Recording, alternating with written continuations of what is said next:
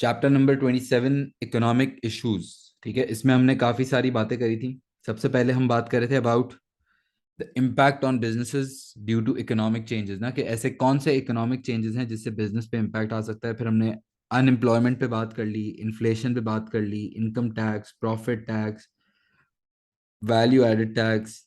फिर exchange rates पे हम बात कर रहे थे। अच्छा, फिर एक दो और चेंजेस रह गए थे हमारे। कल लास्ट हमने बात की थी एक्सचेंज रेट अप्रिसिएशन, ना। So now we need to talk about exchange rate depreciation भी हो गया था। अब हमें बात करना है increase in import duties. Increase in import duties, import duties पता है? इंपोर्ट ड्यूटीज क्या होती हैं? इंपोर्ट ड्यूटीज क्या होती हैं? जो टैक्स लगता है ऑन इंपोर्टेड प्रोडक्ट्स, ना। जो आप अगर कोई बाहर से चीज मंगवा रहे हो और उस पर जो टैक्स लगाया जाता है, उस टैक्स को कहते हैं इंपोर्ट ड्यूटी। वैसे एक चीज होती है इंपोर्ट टैरिफ और एक चीज होती है इंपोर्ट ड्यूटी। क्या ये दोनों सेम होता है? इंपोर्ट टैरिफ और इंपोर्ट ड्यूटी, क्या ये दोनों सेम चीज है? नहीं, हाँ। Tariff is the tax on on every imported product. कुछ भी आप बाहर से मंगवा रहे हो तो उस पर टैरिफ लगता है। ठीक है, ऑन एवरी इंपोर्टेड प्रोडक्ट। लेकिन ड्यूटी जो होता है ना, ड्यूटी होता है ऑन स्पेसिफिक इंपोर्टेड प्रोडक्ट्स। कुछ प्रोडक्ट्स के ऊपर स्पेशल टैक्स या एक्स्ट्रा टैक्स लगाया जाता है। जैसे गाड़ियों के ऊपर जो है वो बहुत एक्स्ट्रा ड्यूटी लगाई जाती है। इंपोर्ट टैरिफ तो हर प्रोडक्ट पे लग रहा होता है। याद रखना, इंपोर्ट टैरिफ और इंपोर्ट ड्यूटी दो अलग चीज होती हैं।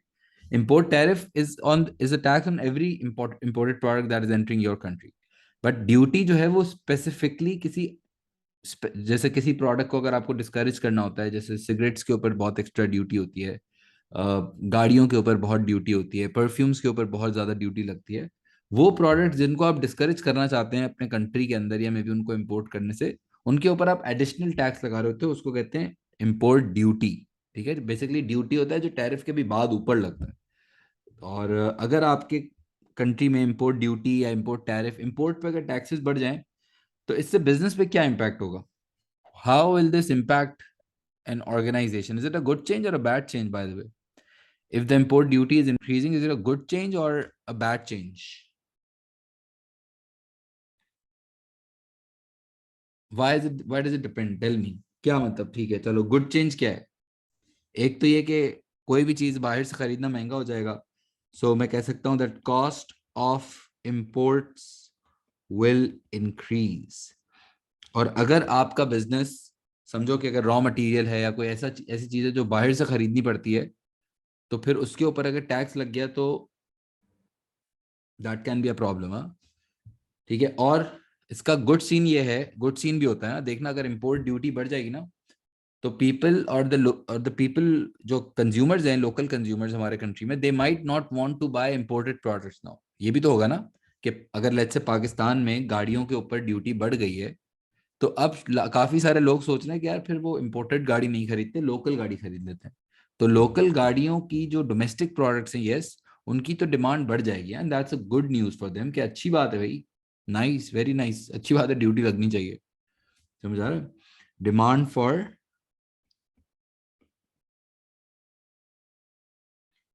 डिमांड फॉर डोमेस्टिक, या जिसको कहते हैं local products, might increase. Demand for domestic local products might increase. और ये हमारे लिए शायद एक गुड न्यूज भी हो सकती है। अच्छा, इस कॉपी कर लो। अच्छा, इसके अलावा वैसे ना कुछ लॉज भी होते हैं इकोनॉमिक पॉइंट्स के अलावा।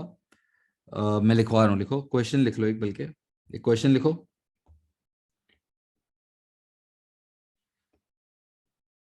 Explain the impacts on the business of the following, explain the impacts on the business of the following legal changes of the following legal changes, कानून, कानून में जो चेंज आता है बेसिकली, उसमें सबसे पहले लिखो number 1, change in employment laws.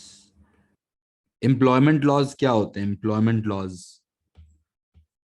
कानून, वो कानून जो एम्प्लॉयज को प्रोटेक्ट करने के लिए लगाए जाते हैं, या वो कानून जो इसलिए बनाए जाते हैं कि बिजनेसेस अपने एम्प्लॉयज को एक्सप्लॉइट ना करें या अनफेयरली ट्रीट ना करें। अगर किसी मुल्क में वो कानून ज्यादा चेंज होना शुरू हो जाए, जैसे अगर लीगल मिनिमम वेज सुना, legal minimum veg, legal minimum veg होता है कि आपको कम से कम अपने एम्प्लॉयज को कितनी सैलरी देनी है ना, अगर वो फुल टाइम एम्प्लॉय है तो आपको उसको कितनी सैलरी देनी है, उसको कहते हैं लीगल मिनिमम वेज। और अगर लीगल मिनिमम वेज बढ़ा दी जाए कंट्री में, तो क्या इससे बिजनेसेस पे इम्पैक्ट होगा?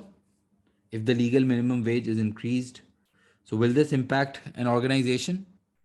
क्योंकि अगर लीगल मिनिमम वेज ऊपर जाएगी तो फिर हमें भी अपनी एम्प्लॉयज़ की सैलरी बढ़ानी पड़ेगी, और हम भी जब अपने एम्प्लॉयज़ की सैलरी बढ़ाएंगे तो फिर उस, सही है, जबरदस्त जबरदस्त फैक्ट्स आ रहे हैं। $18 in New York, 24,000 in Pakistan, nice. सही है। एक तो ये कि employment cost might increase, employment cost might increase due to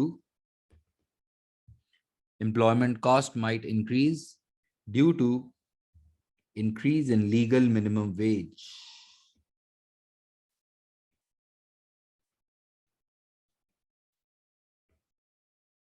due to increase in legal minimum wage। और बताओ और क्या इम्पैक्ट होगा? चेंजेस इन रिक्रूटमेंट पॉलिसीज में भी, क्योंकि अगर एम्प्लॉयमेंट लॉज स्ट्रिक्ट होते हैं तो ये बात भी देखी जाती है अक्सर कि कहीं आप डिस्क्रिमिनेशन तो नहीं कर रहे, कहीं आप रिक्रूटमेंट के वक्त बायस्ड तो नहीं हो। ये भी देखा जाता है अक्सर, चेक करना मुश्किल होता है जो बात है, लेकिन फिर भी आपको इंश्योर करना पड़ेगा कि आप जब रिक्रूट कर रहे हो तो you are not discriminating on any way possible. Maybe आपको एम्प्लॉयमेंट कॉन्ट्रैक्ट्स प्रॉपर देने पड़ेंगे, क्योंकि वो भी कानूनन होता है कि आपको अपने एम्प्लॉय को कॉन्ट्रैक्ट देना है व्हेन दे ज्वाइन। सही है। Working conditions might have to be changed, क्योंकि अगर लेट्स से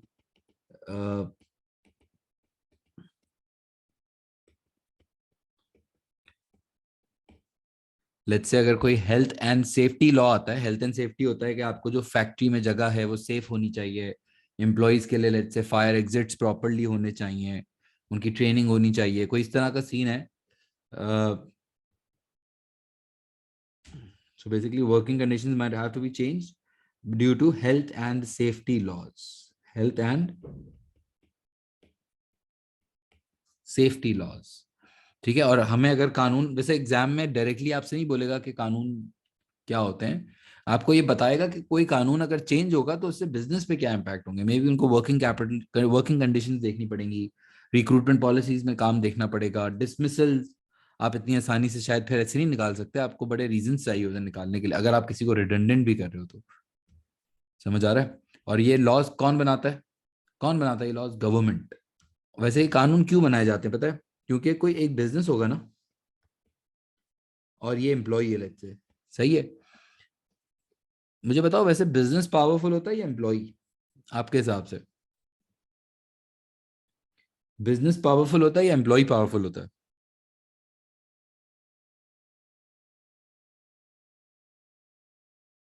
ज्यादातर ज्यादातर जो है ना बिजनेस पावरफुल होता है, याद रखना। हाँ हो सकते हैं एम्प्लॉय, लेकिन नॉर्मल छोटी ऑर्गेनाइजेशन में शायद एम्प्लॉय हो जाते होंगे, लेकिन व्हेन यू ग्रो, एम्प्लॉय की भी पावर होती है। लेकिन अगर एक नाइकी है, they have got like 60-65,000 employees, may be more than this. तो उसमें से यार एक इंसान के साथ, दो इंसान के साथ अगर कुछ गलत हो जाएगा, अगर सोचो आप प्रैक्टिकली, किसी को अगर आपने रिलीजन की बेस पे डिस्क्रिमिनेट कर दिया, अगर आपने किसी को जेंडर की बेस पे डिस्क्रिमिनेट कर दिया, आपने उसके कलर की बेस पे उसको डिस्क्रिमिनेट कर दिया, फॉर एनी रीजन अगर आपने उसको अनफेयरली डिस्क्रिमिनेट किया, तो वो बेचारा इंसान क्या कर सकता है अकेला?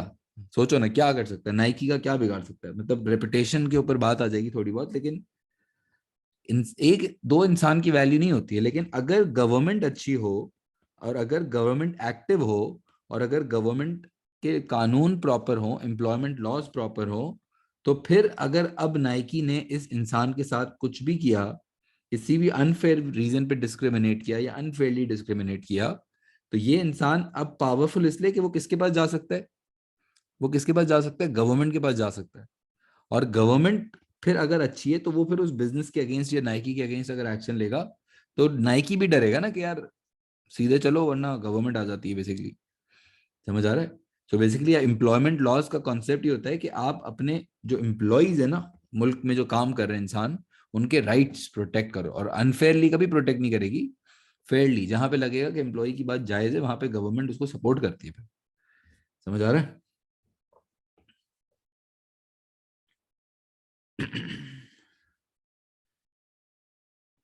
और वैसे भी देखना जिस मुल्क में ना बहुत ज्यादा भी कानून हो जाते हैं, बहुत ज्यादा environment protection laws, employment laws, जिस कंट्री में कानून स्ट्रिक्ट होना शुरू होते हैं वहां पे बिजनेसेस का चलना मुश्किल भी होता है, क्योंकि आपको फिर सारी फॉर्मेलिटीज पूरी करनी होती हैं, आपको डॉक्यूमेंटेशन देखनी होती है, आपको ये भी देखना होता है कोई कानून में चेंज तो नहीं आ रहा, फिर आप उसको कंटिन्यूसली नजर में रखते हो, देखते रहते हो। तो it's tough to operate in those countries. और फिर एक और लिखो, change in consumer protection laws. Change in consumer protection laws. Consumer protection laws वो कानून जो इंसानों को, कंज्यूमर्स को प्रोटेक्ट करने के लिए, कंज्यूमर राइट्स के लिए जो बनाए जाते हैं कानून। अगर कानून कंज्यूमर से रिलेटेड कोई चेंज होगा तो क्या क्या चेंजेस हैं जो बिजनेस को अकोमोडेट करना पड़ सकती हैं। लेट्स से प्राइसिंग में have to be changed, packaging पे चेंजेस आ सकते हैं कि यार अगर गवर्नमेंट का लॉ आ रहा है कि आप अपनी पैकेजिंग पे इस तरह की इंफॉर्मेशन जरूर लिखें, जैसे हलाल हराम लिखें, एक्सपायरी डेट लिखें, न्यूट्रिशन इंफॉर्मेशन लिखें, कीप अवे फ्रॉम किड्स, या कुछ भी जो गवर्नमेंट की रिक्वायरमेंट्स होती हैं अक्सर पैकेजिंग से रिलेटेड भी, तो वो फिर बिजनेस को उसको भी अकोमोडेट करना पड़ता है और फैसिलिटेट करना पड़ता है कि हमारी packaging, in fact pricing, quality of product, वो सब कानून के हिसाब से हो ना, ताकि हम कोई बेसिकली नॉन कंप्लायंस ना कर दें। सही है? और किससे, एडवर्टीजमेंट से रिलेटेड भी हो सकता है कि आप एडवर्टीजमेंट्स में क्या कह सकते हैं, क्या नहीं कह सकते हैं, मिसलीडिंग इंफॉर्मेशन ना हो। सही, बहुत कंज्यूमर्स को प्रोटेक्ट करने के लिए चीजें बनाई जाती हैं, और अगर कानून बनेंगे तो you have to make sure that your pricing, your product, your promotion, your quality, your it should everything, everything should be according to what the law requires. अगर आप लॉ के अगेंस्ट जा रहे हो या अगर आप नॉन कंप्लाई कर रहे हो तो फिर आप पे पेनल्टीज लगती हैं, फाइन्स लगते हैं। So you have to make sure that you are like operating in compliance to such laws. Getting my point?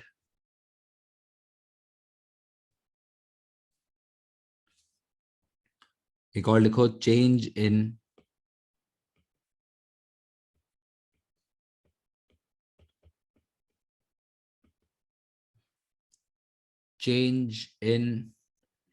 environment protection laws. Any example of consumer protection law? जैसे जैसे पाकिस्तान में एक लॉ है कि आप उनकी ऐड नहीं दे सकते, सिगरेट्स का ऐड आप टीवी में नहीं दे सकते, तो you have to make sure कि आप फिर वहाँ टीवी बैन ना दो। अब जैसे कुछ एड्स थे जो बैन हुए रिसेंटली, जैसे जो जैसे आपने देखा होगा एक माउंटेन ड्यू का ऐड था जो ऋतिक रोशन ने जो है वो हेलीकॉप्टर में माउंटेन ड्यू पी जंप लगा दी थी, कुछ इस तरह का अजीब सा सुपर सा ऐड था, उस पर भी बैन लगा था। यानी कि कुछ ऐड जैसे होते हैं जिसको फिर रोक दिया जाता है, जैसे जो मेडिकल प्रोडक्ट्स होते हैं जैसे ऑगमेंटिन, ब्रूफिन, जो एंटीबायोटिक्स होती है मेडिसिन, पैनाडोल और डिस्प्रिन तो खैर मेडिसिन में अब नहीं आती, वो मेडिसिन है लेकिन अब वो कंज्यूमर गुड्स में क्लासिफाई हो जाता है कंज्यूम। लेकिन जो प्योर एंटीबायोटिक्स हैं, जो मेडिसिन हैं, ऑगमेंटिन, ब्रूफिन, इनको आप एडवर्टाइज नहीं कर सकते। उनकी प्राइस आप जब रख रहे होते हो तो आप अपने प्राइसेस अप्रूव कराते हो, पता ही बात। अगर मैं कोई दवाई बेच रहा हूँ तो दवाई जो भी ऑगमेंटिन है, let's say if I am selling Augmentin, so Augmentin की प्राइस मैं खुद सेट नहीं करूंगा, मुझे फिर वो सेट करने के बाद अप्रूव कराना पड़ता है, जिसको कहते हैं एक अथॉरिटी है, जैसे ड्रग रेगुलेटरी अथॉरिटी होती है एक, उनसे आप अप्रूव कराते हो। समझ आए? फिर पेट्रोल है, पेट्रोल की प्राइसेस बताओ कौन सेट करता है, गवर्नमेंट या पेट्रोल पंप्स? जो पेट्रोल पंप्स है उनकी प्राइसेस कौन डिफाइन करता है? गवर्नमेंट डिफाइन करती है या पेट्रोल पंप्स खुद डिफाइन करती है? गवर्नमेंट डिफाइन करती है। यानी कि अगर एक पेट्रोल पंप चला रहे हो आप, तो पेट्रोल पंप में प्राइसेस आप नहीं रख सकते, आपको गवर्नमेंट की प्राइसेस फॉलो करनी है। So that's again a consumer protection law. सही, क्योंकि उसमें प्राइस लगा, मतलब मैक्सिमम प्राइस लगा दिया जाता है।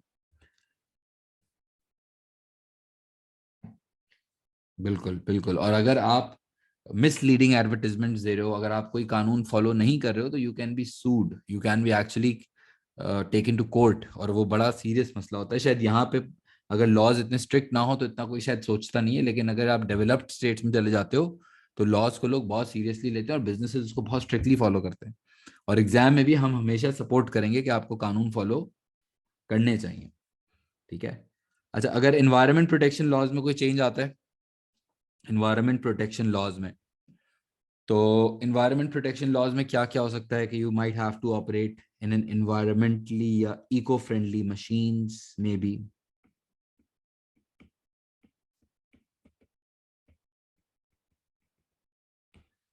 सही है, eco friendly machines might have to be. Pollution controls, ये बड़े कंट्रोल्स लगाए जाते हैं, तो आपको अपनी प्रोडक्शन में शायद चेंज लाना पड़े। और उसके अलावा वेस्ट डिस्पोजल्स, कि जो आप वेस्ट अगर आपका है तो आप ऐसे ही डिस्पोज ऑफ नहीं कर सकते। अक्सर जगहों पे फिर एक वेस्ट डिस्पोजल साइट्स होती हैं जहां पे आप वेस्ट डिस्पोज कर सकते हो। तो शायद अगर आपका मुल्क में अच्छे इन्वायरमेंट प्रोटेक्शन लॉज हैं, तो you might have to consider that where you are going to dump your waste, that's also factor to consider. फिर यूज ऑफ रिसोर्सेज,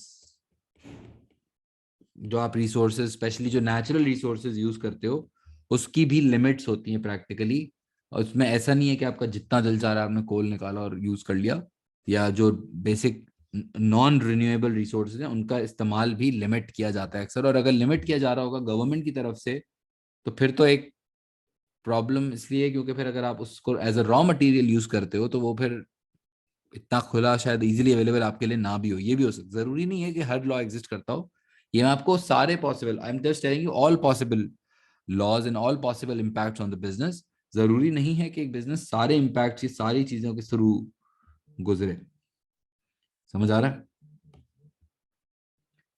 और ये सारे वो लीगल चेंजेस हैं। कंपटीशन लॉज भी होते हैं वैसे तो, कंपटीशन लॉज, लेकिन खैर वो उतना नहीं। लेकिन कंपटीशन लॉज होते हैं कि आप जब ऑपरेट कर रहे हो मार्केट में, you try to operate in a fair competitive manner. You're not just using the name of any other business in your advertisement, और आप उसका नाम ले लेके क्लेम कर रहे हो, या आप उसके साथ अनफेयरली, क्योंकि गवर्नमेंट चाहती है कि कंट्रीज के अंदर अच्छा या फेयर बैलेंस ऑफ बिजनेसेस हो और फेयर कंपटीशन हो। आप अनफेयर कंपटीशन कर रहे हो और आप किसी को एक्सप्लॉइट करने लगो कि आपने उसका नाम ले लेके उसको बदनाम करना शुरू कर दिया एडवर्टीजमेंट्स में, तो फिर ये दैट्स नॉट अलाउड।